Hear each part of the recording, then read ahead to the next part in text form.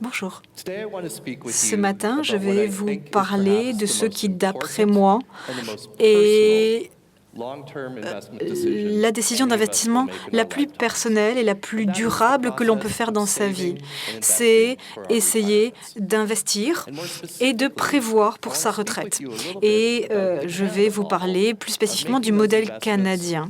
Comment rendre son investissement plus efficace, plus rentable et plus durable. J'ai bien compris que la retraite, c'est quelque chose qui peut sembler super loin pour un certain nombre de personnes, pour un certain nombre d'entre vous. Et c'est vrai qu'au long terme, quand même, nous allons tous mourir. Mais avant ça, nous serons retraités. Et ce que je voudrais essayer de vous encourager à faire, c'est de ne pas essayer d'oblitérer cet avenir, mais au contraire d'avoir des actions positives, de prendre les mesures pour faire en sorte que notre avenir, que demain soit un avenir qui soit durable et finançable. Donc investir pour sa retraite, c'est une tâche qui semble quand même dantesque. Mais il faut que l'on s'envisage comme quelqu'un qui fait des économies, mais aussi comme quelqu'un qui fait un investissement. Parce que ensemble, la valeur de nos économies, des pensions de retraite que l'on va économiser, ça va représenter quelques 90% des sommes qui seront investies en la matière dans le monde. Il y a dans ce domaine nous sommes des microfinanceurs. Collectivement, nous sommes potentiellement le plus grand investisseur du monde. Et non seulement nous sommes des grands investisseurs, mais nous sommes aussi dans ce contexte d'économie positive, nous sommes aussi des investisseurs à long terme, puisque nous nous focalisons sur notre retraite, c'est-à-dire quelque chose à long terme. Et je pense qu'investir dans sa retraite, c'est probablement le meilleur investissement que l'on puisse faire, parce que cela nous permet de regarder, de nous tourner vers demain et d'avoir un potentiel à un moment où on en aura le plus besoin, en passant au-dessus des inconvénients de l'investissement à court terme, donc justement de neutraliser le genre de crise comme celle que nous avons connue en 2008. Ce qui veut dire que dans notre carrière d'environ 40 ans, il va nous falloir économiser à peu près le coût d'un petit appartement parisien pour pouvoir financer peut-être 15 ans de retraite. Et entre notre retraite et nos économies personnelles, la majorité d'entre nous pourront y arriver. Mais tout le monde ne peut pas le faire et c'est un gros problème. C'est ce que l'on voit un peu partout dans le monde. Il y a cette crise des retraites. Mais peu de gens agissent concrètement à ce niveau. Pour moi, c'est quelque chose d'important pour ma génération. La majorité des gens de ma génération, on se rapprochera de la retraite en 2030, le moment où les fonds de retraite seront justement incapables de faire face à leurs obligations. Et tout notre système de retraite ne doit pas se trouver uniquement au niveau des pensions d'État. Il y a 3 piliers. Il y a les pensions d'État, les pensions versées par les employeurs et nos programmes d'épargne personnelle. Ces 3 piliers sont aujourd'hui, dans les économies occidentales, sous-financés. Et je sais que c'est le cas en France aussi. Le trou dans le système de financier en France est équivalent à 1 an de PIB de la France. Donc, la majorité des pays de l'OCDE sont à peu près dans le même bateau. Donc, c'est une maigre consolation, mais la France n'est pas seule. L'Allemagne, le Japon sont confrontés au même genre de problèmes et de trous dans ce budget. Alors, il y a effectivement la question de savoir comment il y a eu ce décalage, ce décrochage.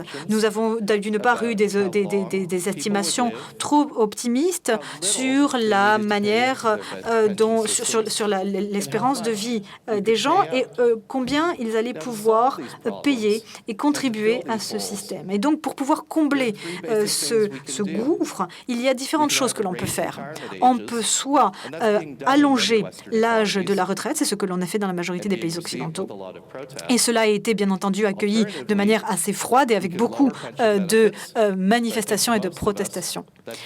Mais cela peut aussi signifier fait diminuer le montant des pensions de retraite, mais c'est perçu comme une trahison, ou on peut augmenter le montant des cotisations. Et là encore, c'est difficile dans un contexte de croissance ralentie.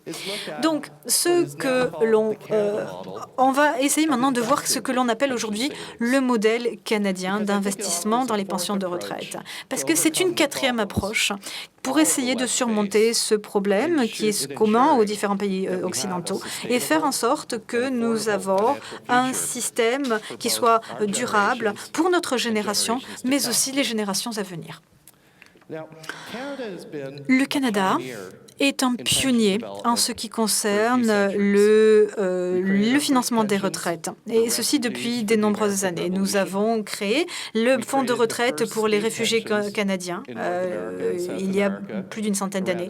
Nous avons aussi, en 1870, nous avons aussi été les premiers à travailler sur le financement des retraites des fonctionnaires, et ensuite le fonds de retraite aussi des enseignants. Et ceci avec 30 ans d'avance sur les États-Unis et avec un certain nombre d'années d'avance sur un grand nombre de pays occidentaux. Le système de pension de retraite des Canadiens est l'un des plus efficaces du monde et a su aussi éliminer la pauvreté des personnes âgées qui est endémique dans la majorité des pays industrialisés depuis le milieu du XXe siècle. Dans les années 90, en 1996 plus précisément, nous sommes rendus compte que nos fonds de retraite d'État payaient 15% plus que ce qu'ils recevaient en contribution. Les experts des pensions de retraite se sont rendus compte que nous n'aurions plus la capacité de couvrir, de faire face à nos obligations. Raison pour laquelle nous avons mis en œuvre des réformes de fond. Nous avons réduit les pensions qui étaient versées. Nous avons augmenté les cotisations, mais de manière plus importante, nous avons changé la manière dont nous investissions les économies des citoyens et des travailleurs comme vous et moi. Nous avons changé la manière dont les décisions étaient prises. Ce n'ont plus été les hommes politiques et les acteurs qui n'étaient intéressés que par des impacts à court terme, par exemple, à être réélus. Et nous avons changé cela pour avoir, au contraire, des investissements plus à long terme, des investisseurs plus intéressés dans le plus grand retour sur investissement dans des entreprises durables, tout en réduisant le risque. Quelques années plus tard, nous avons aussi libéralisé, nous avons ouvert les investissements des fonds de pension pour pouvoir investir partout dans le monde. Ce qui fait que le Pension Magazine a reconnu notre fonds de pension comme un nouveau modèle, un modèle innovant. C'est la raison pour laquelle cela a été reconnu comme la révolution de l'érable, la révolution canadienne, parce qu'on a su investir de manière plus large. Et ceci, là aussi, a été reconnu par The Economist. Donc, c'est vraiment une différente manière d'investir les actifs de pension de retraite.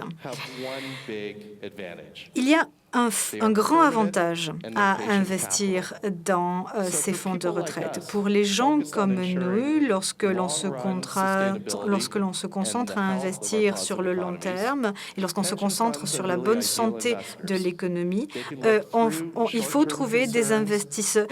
Nous sommes intéressants pour les investisseurs qui recherchent de la valeur à long terme, et on peut aussi avoir un partenariat avec des entrepreneurs dans des secteurs émergents, de telle sorte que les capitaux privés vont aussi venir renforcer ces fonds de retraite. Et il y a 5 caractéristiques du fonds canadien qui font leur particularité et que la France et d'autres pays occidentaux pourraient considérer pour essayer de combler le déficit de leur propre fonds de retraite. Tout d'abord, nous avons créé des fonds de très grande taille. Plutôt que d'avoir un grand nombre de managers d'actifs fragmentés, nous avons rassemblé cela dans une grande structure pour réduire les coûts. Et ce qui a aussi donné à notre fonds la possibilité possibilité d'investir dans des actifs et dans des instruments à fort rendement qui seraient fermés aux individus pour nous donner plus de poids.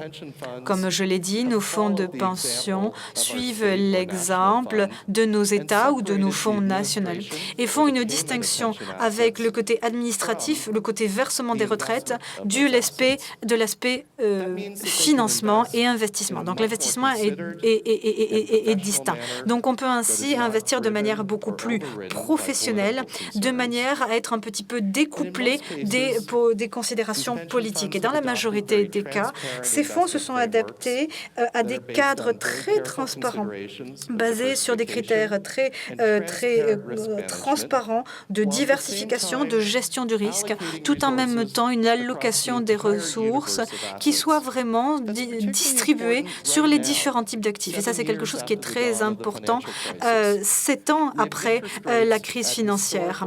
Le taux d'intérêt est à un taux historiquement bas, ce qui signifie que les fonds de pension sont d'une certaine manière compressés de deux manières. D'une première part, les obligations du gouvernement dans lesquelles ils investissent, en général, vont avoir un très faible retour. C'est une très faible source de revenus. Et en même temps, les obligations auxquelles elles vont devoir faire sont gonflées par le fait que ces taux d'intérêt sont au plus bas depuis les dernières 14 années. Donc, on est bloqué.